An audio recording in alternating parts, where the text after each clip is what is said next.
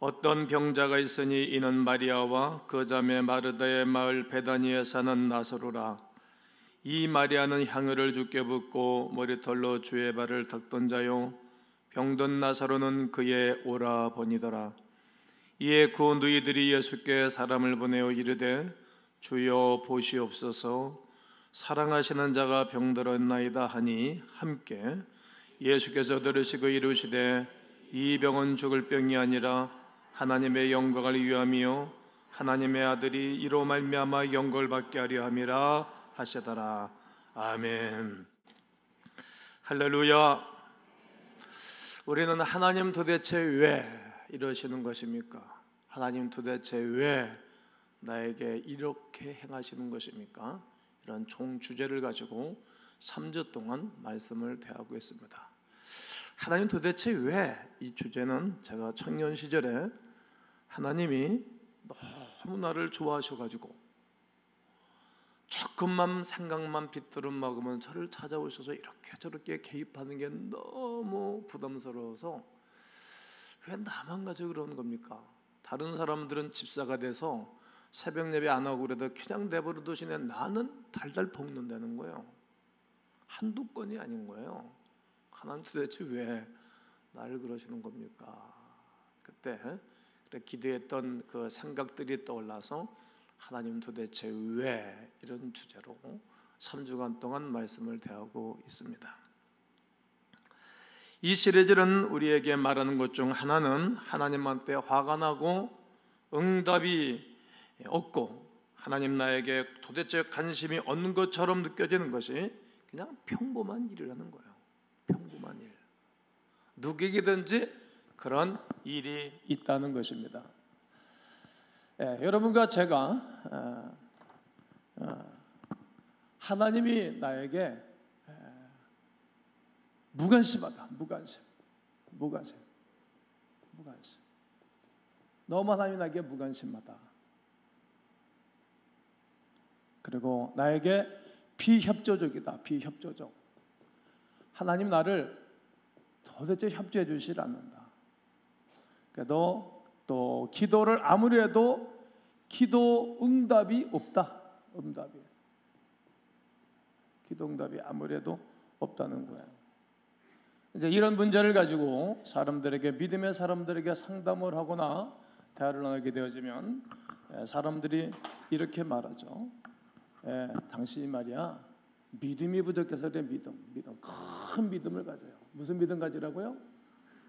큰 믿음 가지라 그럽니다. 믿음으로 바라보고 살아야지. 뭐 그렇게 변함없이 살아가고 계신데 그러냐고. 또 당신 기도가 부족하니까 기도를 많이 하세요. 기도. 또 당신 말이야, 뭔가 하나님 앞에 죄가 있을 거니까 죄를 회개하라고. 지난주에 개 이렇게 해가지고 나중에 생각해보면 잘못 썼더라고.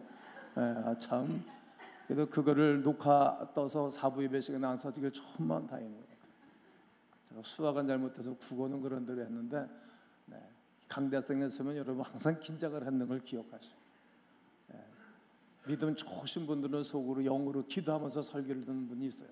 믿음 없는 사람들은 멍청이 듣고, 또 약간 이상한 사람들은 뭐야 저게, 그리고 비난하면서 설교를 듣죠. 내가 믿음으로 기도하면서 설교를 들으면 은혜가 되고 복이 되고 기쁨이 될 줄로 믿어요. 자, 이런 일이 있을 때 이렇게 말하게 되어지면 다 나한테 잘못이 있는 거잖아요. 내가 부족하고. 그럼 하나님이 그렇게 무지하고 그렇게 사랑이 없는 분은 아니지 않습니까? 누가? 바울이 세례 요한은 누굽니까? 이 세례 요한은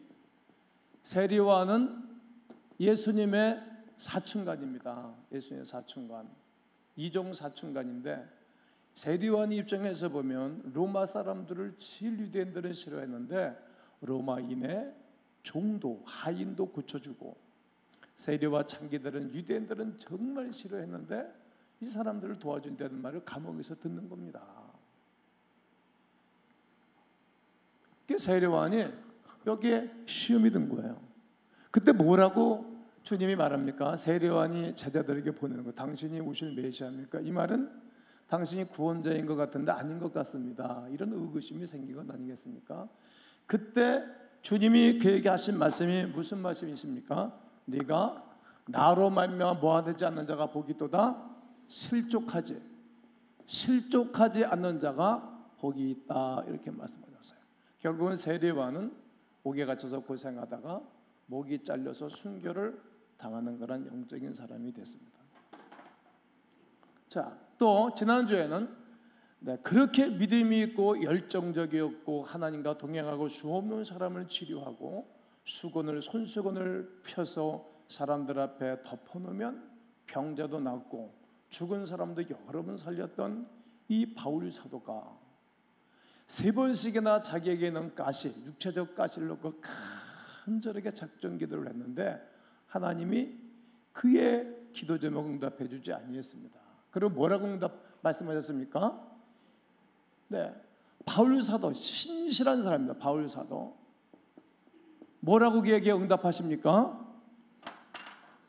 내 은혜가 내게 족하도다. 내 은혜가 내게 족하다. 그러면서 바울 세대의 벽은 고쳐주지 아니하고 약한데 강함이라고 말씀하셨습니다. 자, 오늘은 기도를 아무리 하고 요청하고 그랬던 두 여인에 대한 얘기입니다. 무슨 여인이라고요? 두 여인. 두 여인인 마리아와 마르다가 그 자기 오라버니, 자기 오빠가 병들고 죽어서 예수님 오시기를 요청했지만 가지를 않는 거예요. 그런 가운데 오늘의 말씀은 여기에 말씀을 두고 약 한 5초 정도 우리 영상을 보고 말씀을 계속 이어서 한번 전해보도록 하겠습니다. 한번 보도록 하겠습니다.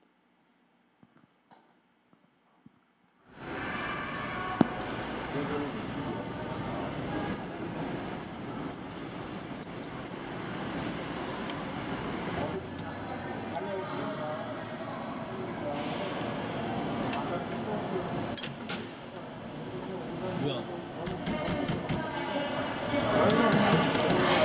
왜 안 나와?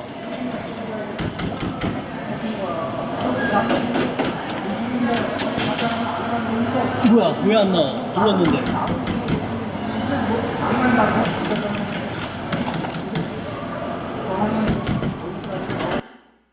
왜 이러지?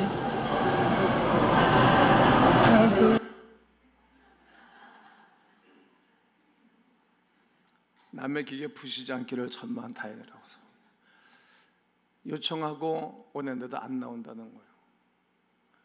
영생을 더 길게 써줘야 되는데 나중에 돌아가려고 할 때 나중에 나왔다는 거예요. 나중에. 왜 하나님 우리가 그렇게 어렵고 힘들고 어려운 상황 가운데 있을 때 왜 하나님 나라가 무관심한 것처럼 보여지고 비협조적이고 응답을 왜 하지 않는가? 이런 문제는 다 똑같은 거라는 거예요. 모든 사람들이 경험하는 것입니다. 나만이 그렇지 않다는 것입니다. 오늘 요한복음 11장에는 우리가 잘 알고 있는 이야기입니다. 오늘 여러분들이 알고 있는 선지식을 다 그대로 내려놓고 오늘 강대대사에 서서 주의 말씀을 증거하는 주의 종의 말씀을 잘 받아들이면 오늘 하나님의 영광을 보는 시간 될 줄로 확신합니다. 오늘 성경은 이렇게 시작합니다. 어떤 병자가 있으니 이렇게 시작합니다. 병자. 사람들은 병드는 사람 많다는 거죠. 육신의 병, 생각의 병, 마음의 병, 영혼의 병, 기업의 병, 인간관계에 병드는 사람들이 많습니다. 우리가 병 그러면 육신의 병만 생각하는데 그렇지 않습니다. 많은 병자들이 있다는 것입니다. 이는 마리아와 그 자매 마르다의 마을 베다니에 사는 나사로다. 이 마리아는 주께 향유를 붓고 300데나리나 되는 커다란 비용을 소비해서 예수님의 발을 씻겨드렸던 사람, 자기 머리를 풀어서 말입니다. 그러던 사람입니다. 그리고 그에게는 병든 나사로, 그의 오라버니, 오빠가 있었습니다. 이 이야기는 그 나사로가 병든 것으로 시작하고 있지 않습니까? 이에 그 누이들이 예수께 사람을 보내요. 뭐라고 말합니까? 주여 보시옵소서. 따라해 보실까요? 주여 보시옵소서. 사랑하는 자가 병들었나이다. 주여 보시옵소서. 예수님이 사랑하는 자 나사로가 병들었습니다. 보시옵소서. 도와달라는 것입니다. 지금 나사로가 병들었을 당시 예수님은 베다니에서 걸어서 하루 반 정도 있는 거리에 계신 것입니다. 마리아와 마르다는 예수님에게 사람을 보내어 나사로가 병든 것을 알렸습니다. 우리는 여기서 예수님께서 나사로를 얼마나 사랑하는 줄을 알아야 됩니다. 사랑한다는 거죠. 마리아와 마르다가 보낸 사람은 예수님께 나사로가 병들었습니다. 그런데 그 앞에 뭐라고 말합니까? 주여 사랑하는 자가 병들었습니다. 그러니까 예수님이 사랑하는 자였다는 것입니다. 오늘 여러분과 제가 어떤 말씀을 붙잡고 계속 말씀을 들어야 될 것인가 하면 하나님이 나를 사랑하신다. 아멘이십니까? 나는 지금 사랑받고 있는 존재라는 것을 머리에 두고 말씀을 받으셔야 되고, 강론에선 종이 여러분을 사랑하는 마음으로 이 말씀을 증거하고 있다라고 여러분들은 받아들이고 말씀을 들으셔야 됩니다. 그만큼 나사로는 우리는 예수님께 큰 사랑과 관심을 받고 있는 것입니다. 11장 4절에 예수께서 들으시고 이르시되 말씀하시기를 이 병은 죽을 병이 아니라 뭐하는 병이다? 하나님의 영광을 위함이다. 할렐루야. 하나님의 아들이 이로 말미암아 영광을 받게 하려 함이라. 하나님께 영광이 될 것이고 하나님 아들 예수께서도 이 일로 말미암아 영광을 취하게 될 것이라고 주님은 말씀하고 계십니다. 여러분과 제가 알기로는 병은 백해무익한 것으로 생각하고 있지 않습니까? 또 병 걸리기를 원하는 사람은 하나도 없을 것입니다. 그런데 이 병으로 말미암아 하나님께 영광이 되고 예수님도 영광을 얻게 된다는 말입니다. 파라독스입니다. 받아들이기 어려운 말씀입니다. 그러는 가운데 오늘 5절과 6절을 한번 보면 예수께서 본래 마르다와 그 동생아 나사로를 사랑하시니, 본래 그러니까 이전부터 평상시에 뭐 하루 이틀 사랑하고 하루 이틀 관계를 맺은 것이 아니라 여러 해 동안 마르다와 그 동생 나사로를 사랑하셨습니다. 여러 해 동안 관계를 맺었다는 것입니다.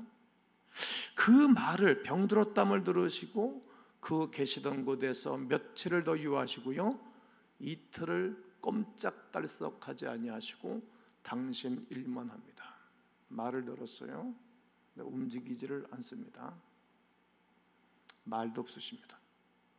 우리는 이 대목에서 한번 고개를 갸우뚱해야 되고 생각하셔야 됩니다.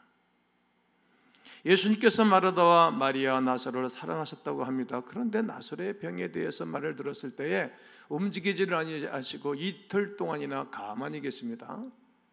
어떻게 그럴 수 있을까?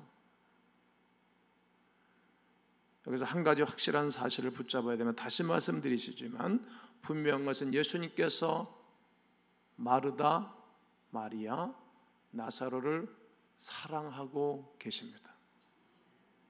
오늘도 변함없이 우리 주님이 우리를 사랑하고 계십니다. 그분의 사랑을 의심하지 말고 말씀을 받으셔야 됩니다.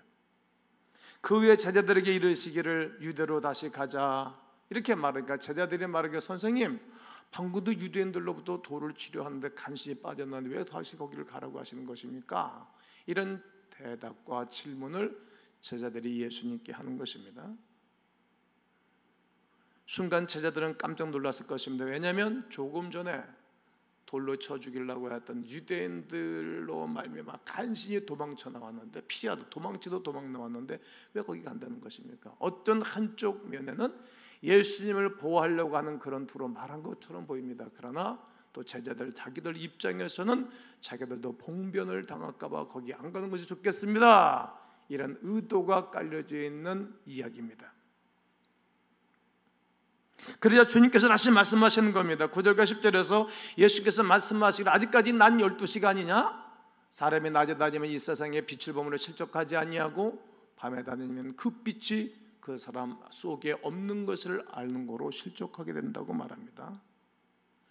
예수님께서 이 말씀을 하신 이유는 이제부터 벌어질 상황, 그러니까 나사로와 관련해서 벌어질 앞으로의 상황은 제자들에게 아주 귀한 교훈이 된다는 의미입니다. 오늘 이 말씀을 우리가 잘 소화한다면 우리가 이 땅을 살아가는 데 좋은 교훈이 될 것입니다.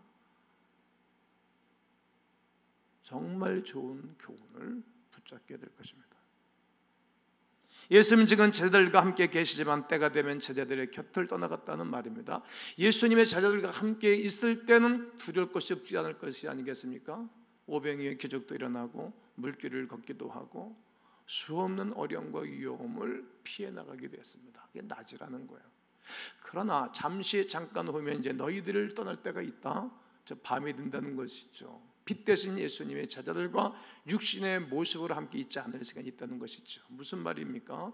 이제 붙잡힐 것이고 빌라도에게 심판을 받고 언도를 받고 예수님 십자가에 못 박혀 죽을 것을 말하는 것입니다. 죽을 것을. 주님이 함께 계신 지금은 낮과 같아서 제자들이 실족하지 않을 것입니다. 이제 제자들을 떠나서 주님이 고난을 당하실 그때는 그들은 실족할 수 있다는 것이지요. 바로 그때 예수님이 그들 곁에 계시지 않을 때에도 제자들이 실족하지 않게 하기 위하여 주님께서 이런 교훈을 보여주시는 것입니다.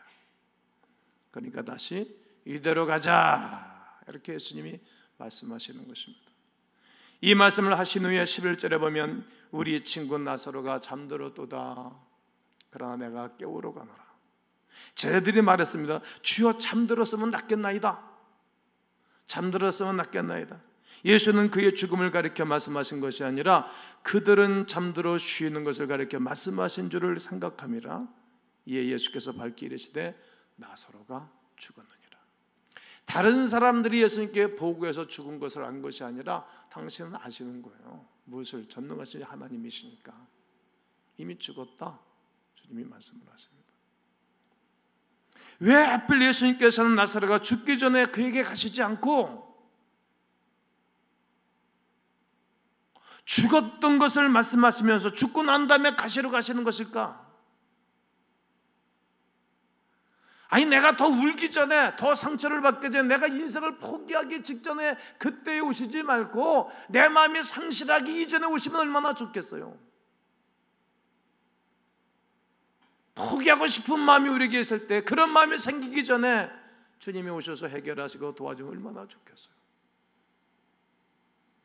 그토록 사랑하신다고 말해놓고 그토록 여러 해 전부터 함께 오시고 집에 와서 식사도 하시고 그리고 300데나리나 되는 옥합을 깨뜨려서 여인의 머리를 불어서 예수님의 발을 씻겨드렸던 그 헌신하는 그런 가정에 그렇게 사랑도 주고받고 좋은 관계를 누리던 그 집이 어려운데 왜 안 오시는가 그런 거예요. 여러분 살아계신 주 하나님 믿으시지요? 그동안 베풀어 주신 사랑이 의심이 없으시지요? 기도응답 받은 일들이 얼마나 많으십니까? 그런데 어떤 때는 하나님이 침묵, 눈을 감고 계시고 팔짱을 깨고 계시고 다른 데를 보시는 듯 나에 대해 관심이 없으실 때가 많이 있다는 겁니다. 그런데 그 이유에 대해서 주님이 말씀하시는 말씀은 매우 놀라운 말씀을 하시는 겁니다. 내가 거기 있지 아니한 것은 다 너희를 위한 거다. 내가 나사로 옆에 있지 않은 것은 제자들아 너희를 위한 거야. 너희를 위한 거라고. 이는 너희로 믿게 하려 함이라. 믿게 하려 함이라. 믿게 하려 함이라.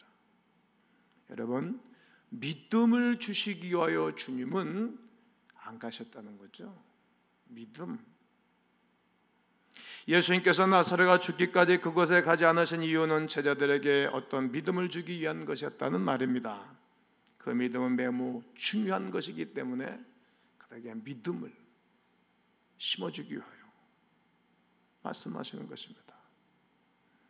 예수께서 사랑하시는 나사로가 죽음의 고통 속에 있도록 나사로가 죽어가는 것을 알고 있음에도 불구하고 우리 주님이 가시지 않는 것은 제자들에게 커다란 믿음을 심어주기 위하여 가지 아니하고 주님이 계셨다는 겁니다. 그러니 앞으로 전개될 이야기는 우리에게도 매우 중요한 귀한 말씀이 될 것입니다. 17절에 예수께서 와서 보시니 나사로가 무덤에 있은 지 이미 며칠이라? 나흘, 사흘 됐습니다. 무덤에 있은 지 사흘 됐다는 말입니다. 우리는 여기서 잠시 마르다의 심정에 대해서 우리는 생각해 보셔야 합니다. 얼마나 힘들었을까? 사람이 그 섭섭한 마음에 들면 오래 가거든요. 그리고 그 섭섭한 생각과 마음이 한 머릿속에 있어서 나를 스스로 괴롭게 하죠. 저 같은 사람도 섭섭함이 있으면 나는 평생 갑니다. 제가 전도사 시절에 토요일 날 금식을 한 주간 하고 서택 가서 밥을 먹는데 토요일 날 그 사모님이 아주 목사님 사모님이 검소하게 잘 사신 분이세요. 아버지 같은 분이시고 그러신데 나는 김을 먹을 때 2장 쓱짜리 막 찍어 먹어야 돼. 근데 그 사모님은 김을 이렇게 아주 좁게 썰어놨어요. 그러니까 2장 쓱짝 넣고 밥을 싸 먹지. 그랬더니 한 얘기가 김 전도사, 네? 무슨 밥을 먹을 때 김을 쓱짝늑짝이 먹냐고. 내가 5년 동안 김 안 먹었어요. 기분 나쁘고 더러워서. 우린 기분 나쁘면 오래가. 교인들도 기분 나쁘게 해서 오래가. 평생 간다고. 그러나 미안합니다, 잘못된 건 끝이요. 전 아주 단순해. 우리가 기분 나쁘고 마음 상한 건 영원히 갈 수도 있는 거거든요. 지금 나사로의 죽음, 나사로의 아픔을 통하여 마르다도 마리아도 그동안 주님께 한 것이 얼마나 많은데 이렇게 무관심할까?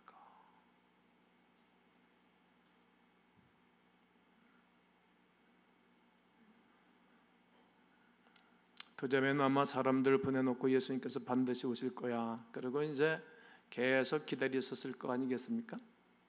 그런 가운데 동네 사람들도 와서 유리했겠지. 아유, 우리 주님이 얼마나 사랑이 많으신데 당신 집에 한두 번 오신 것도 아니고 닭도리탕도 해드리고 칠면조고기도 해드리고 양고기도 해드리고 얼마나 주님이 당신 삼남매를 줘했는데 안 오실 거야. 반드시 오실 거야. 그러다 보니까 다 지나가는 거예요. 시간은 머물러 있지를 않잖아요.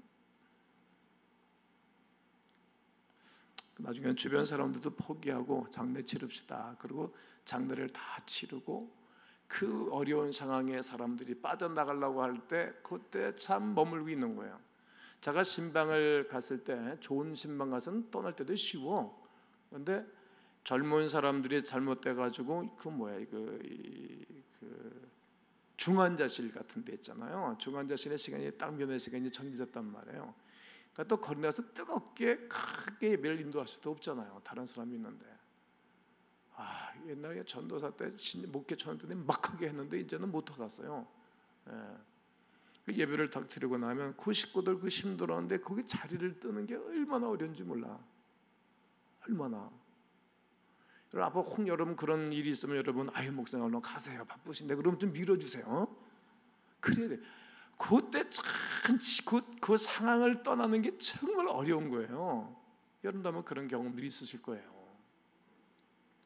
지금 동네 사람들도 나이 먹은 호상도 아니고 젊은 나사로가 죽었으니 또 예수님께 사랑받는 사람이 죽고 부모는 없고 이 삼남매가 열심히 서로 의지하며 살아가는 이 가정에 그 기둥 같은 아들 그 오빠 하나가 있는데 그 양반이 잘못됐으니 얼마나 동네 사람들도 어렵겠지 않겠습니까? 그러나 나사로의 시신은 동굴에 안치하기까지 예수님은 나타나지 않으셨다는 거죠. 우리는 때때로 인생에서 이러한 시간들을 경험하지 않습니까? 하나님의 도우심을 기다리고 또 기다리고 또 기다리는데 아무런 응답이 오지 않을 때가 우리 가운데 있습니다. 그래서 예수님이 이런 상을 만드셔서 당신의 제자들과 오늘날의 우리들에게 훈훈하고 교훈되는 메시지를 우리에게 주시는 것입니다. 하나님이 하신 일들은 다 그러합니다. 우리의 생각과 하나님의 생각이 다르고 우리의 길과 하나님의 길은 다른 것이기 때문입니다. 하나님이 하신 일은 그렇습니다. 이미 나흘이 됐습니다. 예수님께서 베다니에 도착하신 때는 나사로가 죽은 지 이미 나흘이 지난 다음이었습니다. 당시 유대인들은 사람이 죽으면 시신에 그의 영혼이 약 3일간 정도 머무른다라고 그들은 생각했습니다. 2000년 전에 유대인들의 문화입니다. 관습입니다. 일종의 미신이기도 하지요. 이들이 다 이제 소망이 끊겨진 것입니다. 포기한 것입니다. 왜 예수님이 죽은 지 나흘 됐을 때 갔을까? 그때 인간의 한 소망, 신망이 다 엎어졌을 때, 이러한 그때 문화를 토대로 해서 주님은 사흘이 지나 나흘 됐을 때 주님이 찾아가셨다라고 저는 생각합니다. 마르다는 예수께서 오신다는 말을 듣고 나가서 부지런히 맞이합니다. 마르다는 비록 마르다는 활동적인 여인입니다. 마리아는 꽁해서 그런지, 마음에 상처가 있어서 그런지, 슬픔이 아직까지 가시지 않아서 그런지 안에 있습니다. 남매 자매인데도 완전히 다릅니다. 마르다가 주님께 묻는 것입니다. 주께서 여기 계셨더라면 내 할아버지가 죽지 않았을 건데, 주님이 여기 계셨으면 내 오빠가 죽지 않았을 건데 어떻게 주님이 한 번도 돌아보지 아니하시나이까? 그 말씀 속에 저는 그의 여인의 아픔이 느껴옵니다. 여러분들은 이런 상황 가운데 아파하고 힘들어하지 않습니까? 쉽게 정리하면 이런 얘기지요. 예수님이 늦게 오셔서 우리 오빠가 죽었습니다, 이런 말입니다. 왜 빨리 오지 않았나요? 예수님을 향한 원망의 말에 예수님께서는 따뜻하게 당신의 계획에 대해서 마르다에게 전해주는 메시지가 있습니다. 예수께서 이르시되 내 오라비가 살아나리라, 살아나리라, 살아나리라. 놀랐을 것입니다. 이것이 복음입니다. 우리가 포기하고 소망이 없을 때 주님은 뭐라고 말씀하시는가 음성을 들어야 됩니다. 네 오라비가 살아날 거다. 네 사업이 다시 살아날 거야. 너의 자녀들이 다시 돌아올 거야. 회복할 거야. 너의 삶에 내가 너와 동행해 줄 거야. 이런 메시지, 이런 복음, 기쁜 소식을 주님이 주시는 것입니다. 마르다가 말합니다. 네, 내가 마지막 때 부활에 동참하게 될 것을 압니다. 지금 마리아는 신학적인 이야기로 마르다는 말하는 것입니다. 마지막 때에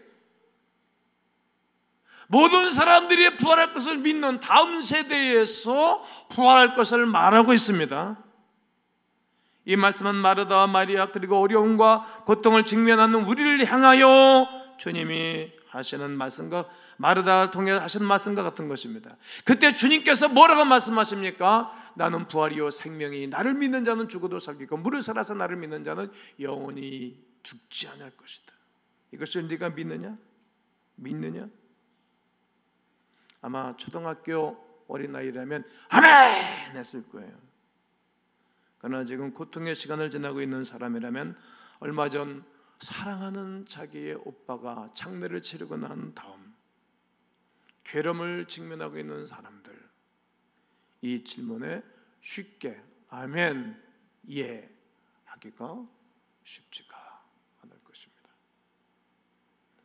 그러나 예수님의 질문은 이런 것입니다. 네가 나를 인정하고 싶지 않을 순간일지라도 나의 응답 없음으로 인해 네가 피해를 봤다고 생각하는 그 순간일지라도 표어넘으시 나를 믿느냐?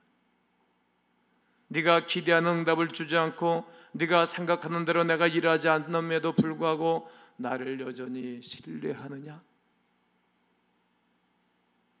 그때 이르되 주여 그러하외다 이렇게 고백합니다. 따라해 볼까요? 주여 그러하외다. 주는 그리스도시요 살아계신 하나님의 아들이신 줄 내가 믿는다라고 고백합니다. 아직도 마르다는 자신의 신학적 지식에 머무르고 대답을 하고 있는 것입니다. 알약 없는 지혜, 지식, 조금 가지고 있는 것을 가지고 그는 들어온 이야기, 자기의 생각을 가지고 말합니다. 물론 이것도 중요하고 귀중한 믿음이라고 생각합니다.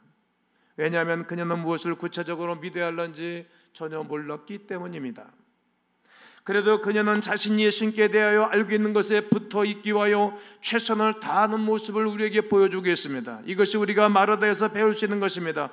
예수님이 늦게 오신 것이 원망스럽기도 하고 괴롭기도 하지만 그녀는 예수님을 향한 믿음으로서 떨어지지 않고 있는 그의 모습을 보게 됩니다.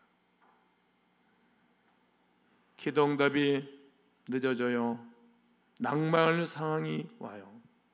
포기할 만한 일이 우리에게 있어요.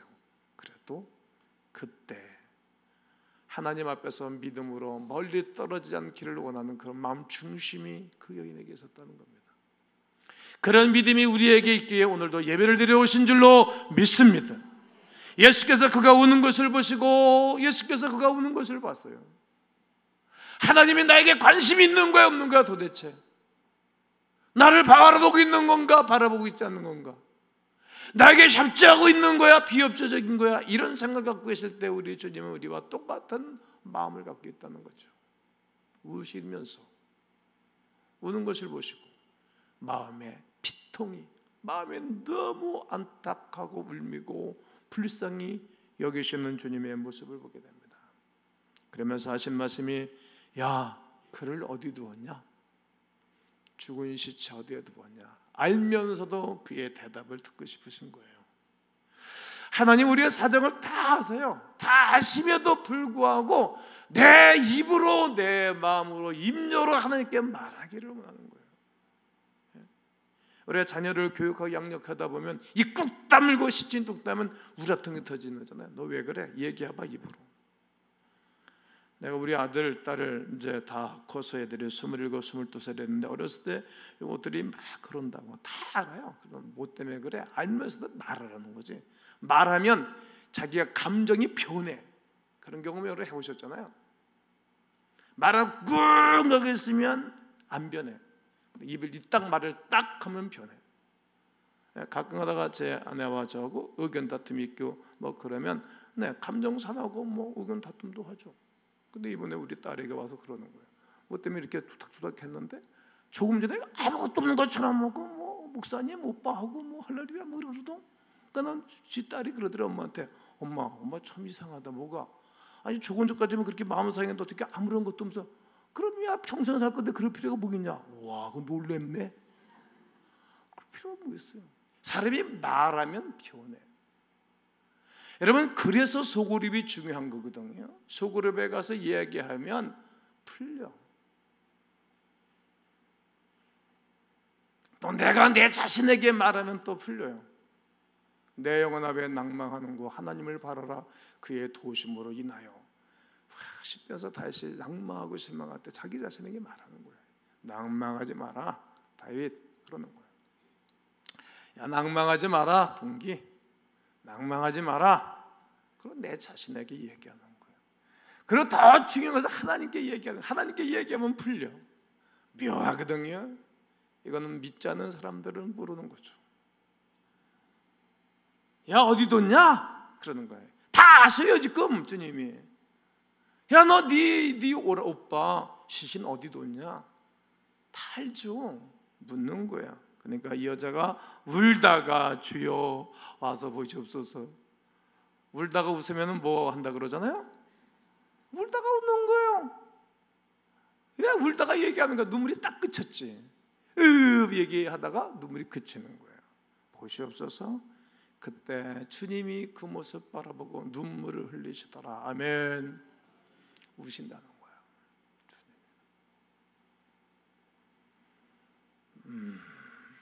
눈물은 신기한 힘이 있어요. 목사가 울면 목사가 살아나. 목사가 제일 무서운 것은 눈물이 사라질 때 무서운 거예요.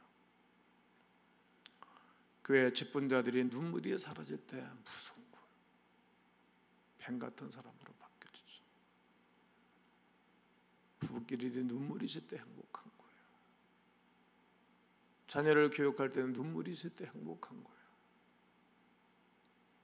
자녀들이 부모에 대한 고마움에 대한 눈물을 흘리기 시작하면 그 사람은 철난 거거든요.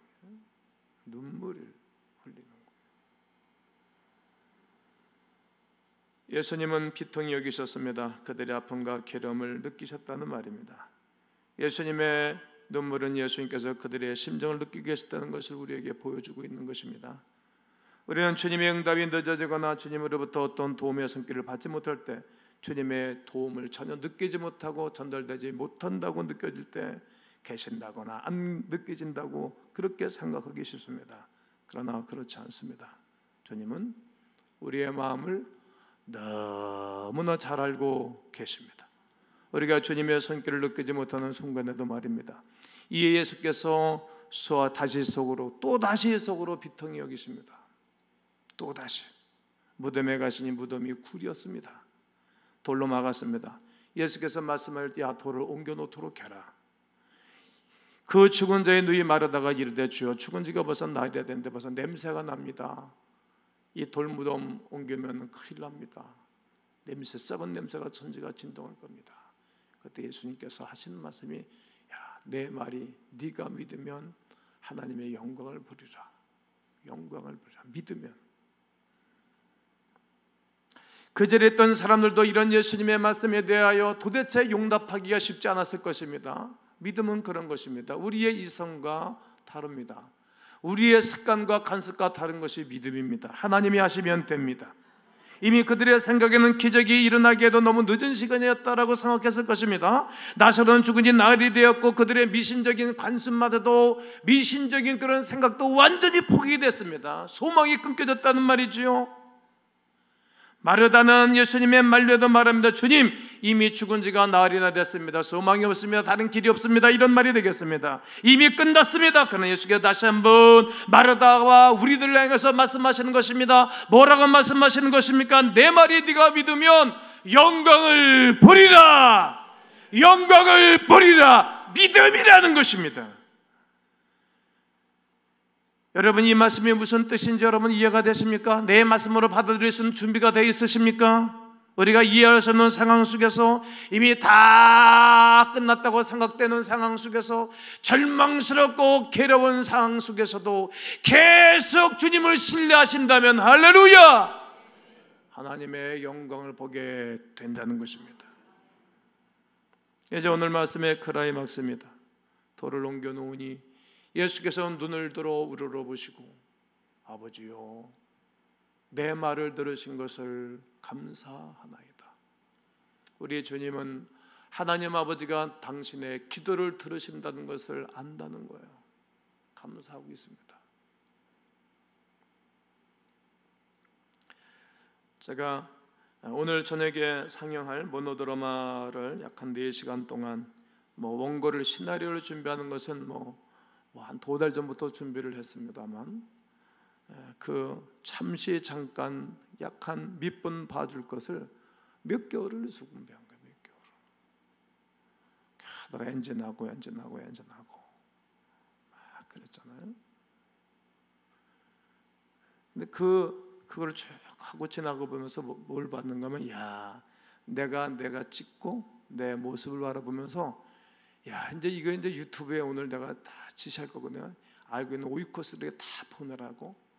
제가 오늘 예배 전에도 또 보고 어제도 또 보고 신기하기도 하고 방통하기도 하고 귀엽기도 하고 대견스럽기도 하고 흐뭇하기도 하고 은혜가 있기도 하고 막 그러면서 내가 보면서 나의 모습을 내가 촬영했지만 말이야, 이제 이게 영상물이 또 돌아다닐 거라고.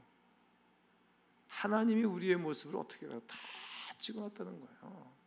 말도 다 해놓고. 조심해서 살아야 되거든. 요즘 과학자들이 그런다 그러죠. 2000년 전에 주님이 갈릴리 호수에서 말씀하신 거, 그 소리 음파 잡아가지고 그 똑같이 재나갔다는 거예요. 아마 될 거리 아마.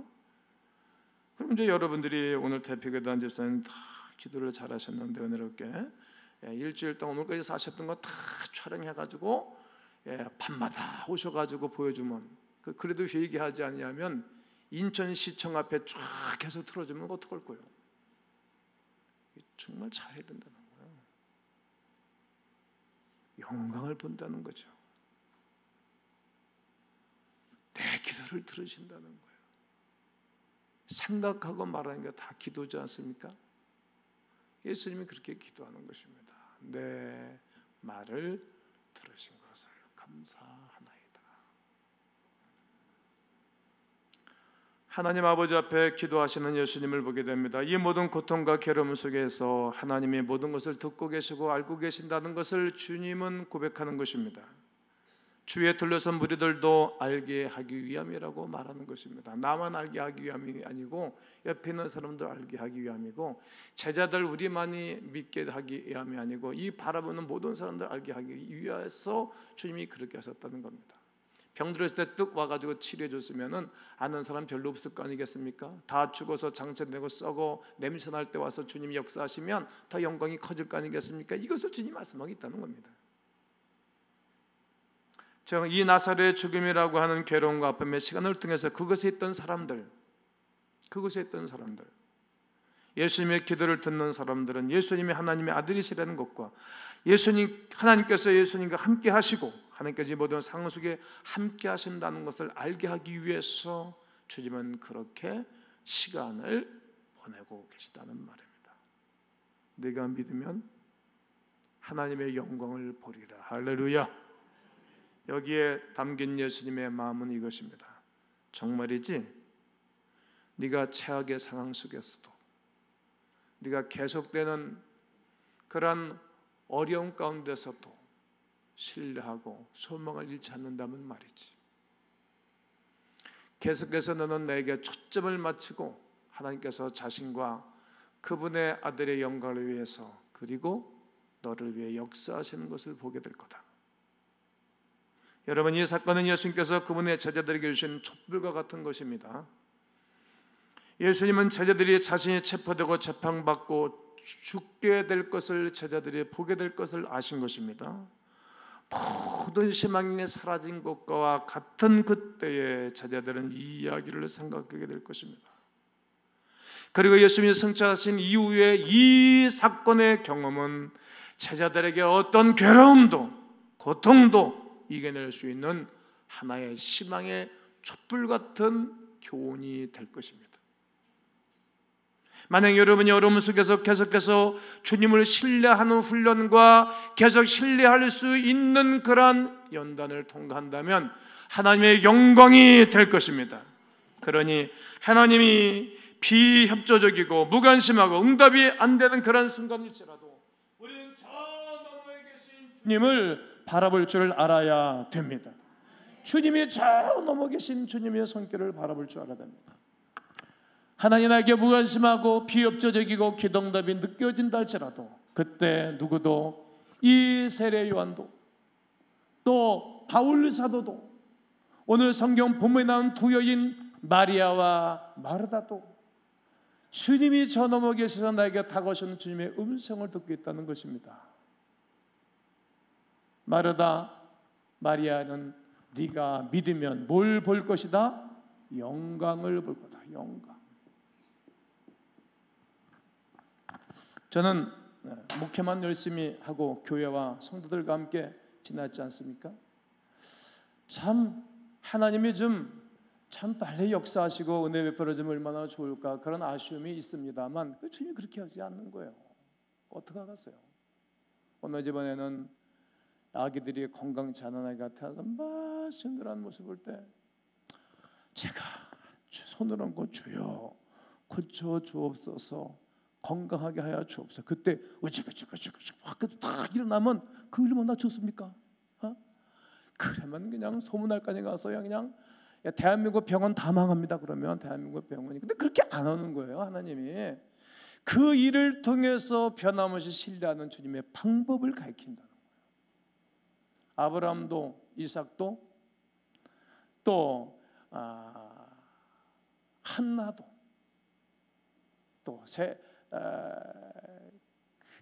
삼손 장군의 아버지 마노아도 신약으로 돌아와서 사가랴도 다 이들이 소망이 끊어졌어요. 여인들이 그 아내들이 여성의 생산 능력이 다 끊어졌을 때 소망이 없을 때 아닙니까?